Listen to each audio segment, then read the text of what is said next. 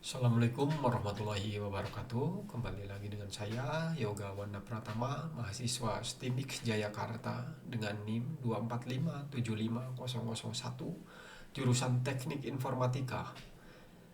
Pada kesempatan hari ini saya akan menjelaskan materi tentang peran masyarakat dalam pengawasan dan pencegahan korupsi dengan mata kuliah interpersonal dan anti korupsi. Langsung saja, peran masyarakat dalam pencegahan korupsi.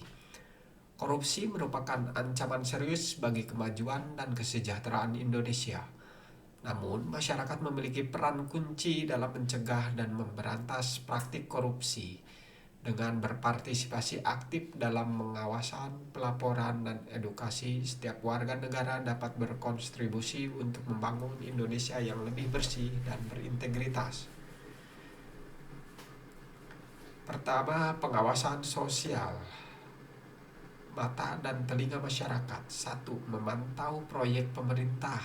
Masyarakat dapat aktif mengamati pelaksanaan proyek-proyek pemerintah di lingkungan sekitar.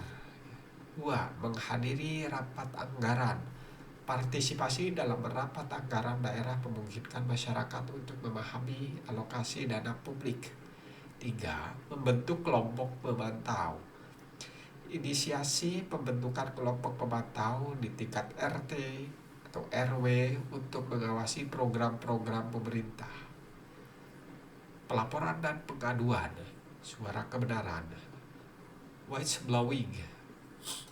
Beranilah menjadi whistleblower dengan melaporkan praktik korupsi yang Anda ketahui.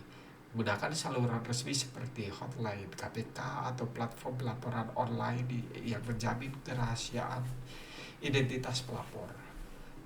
Lalu dokumentasi bukti. Kumpulkan bukti-bukti kuat sebelum melaporkan. Ini bisa berupa foto, rekaman suara, atau dokumen yang menunjukkan indikasi korupsi. Lalu pelaporan kolektif. Ajak warga lain yang memiliki informasi serupa untuk membuat laporan bersama. Pelaporan kolektif dapat meningkatkan kredibilitas dan mengurangi resiko intimidasi. Lalu tindak lanjut. Setelah melaporkan, pantau perkembangan kasus. Jika tidak ada tindak lanjut, jangan ragu untuk menghubungi lembaga terkait atau media untuk mendorong investigasi lebih lanjut.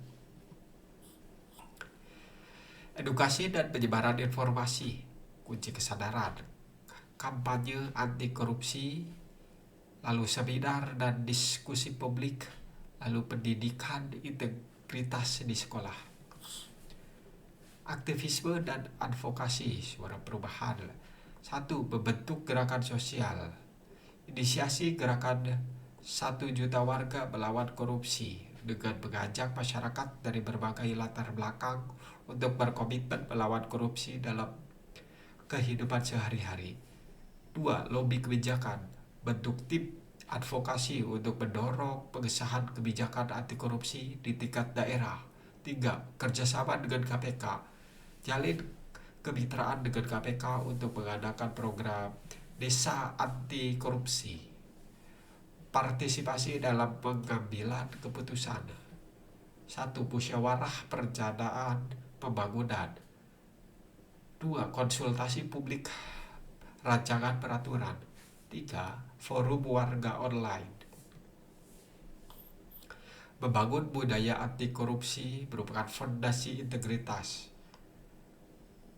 Penanaman nilai. Mulailah dari keluarga dengan menanamkan nilai kejujuran dan tanggung jawab. Pendidikan karakter. Dorong sekolah untuk mengintegrasikan pendidikan karakter dalam kurikulum. Integritas bisnis. Praktikkan etika bisnis yang baik dalam pekerjaan. Budaya komunitas. Ciptakan lingkungan yang menghargai kejujuran di komunitas Anda. Mendukung transparansi informasi berupa cahaya kebenaran.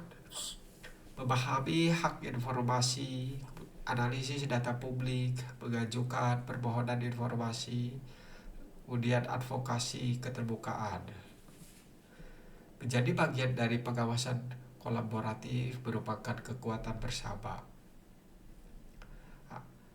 Jenis lembaga swadaya masyarakat, ya, bisa jaringan pemantauan independen, forum warga peduli anggaran atau koalisi masyarakat sivil.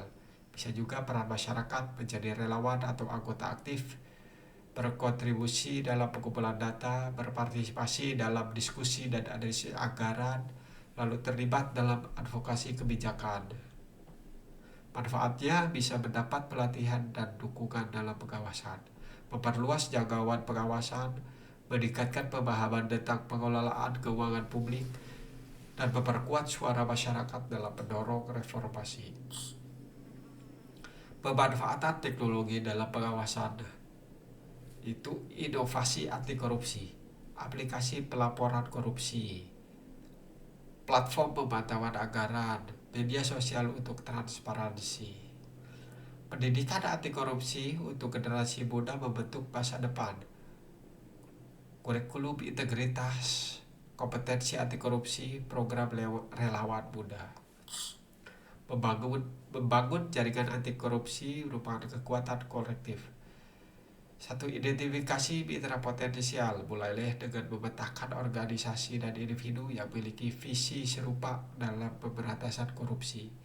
Dua, membangun koalisi, inisiasi pertemuan untuk membentuk koalisi anti korupsi. Tiga, aksi bersama, laksanakan program-program bersama seperti kampanye publik, investigasi kolaboratif atau advokasi kebijakan.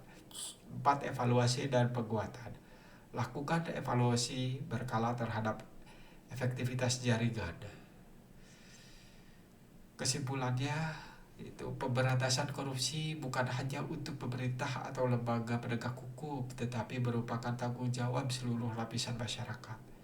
Setiap langkah kecil yang kita ambil, mulai dari menanamkan nilai integritas dalam keluarga hingga berpartisipasi aktif dalam pengawasan kebijakan publik, adalah kontribusi berharga dalam membangun Indonesia yang lebih bersih dan berintegritas.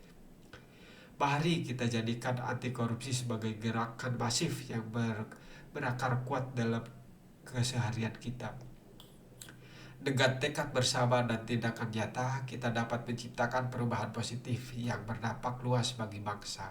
Ingatlah, setiap tindakan kecil kita di hari ini adalah batu pijakan menuju Indonesia bebas korupsi di masa depan. Bersama kita wujudkan impian akan negeri yang adil, makmur, dan bermartabat. Demikian penjelasan yang bisa saya sampaikan. Semoga bermanfaat. Wassalamualaikum warahmatullahi wabarakatuh.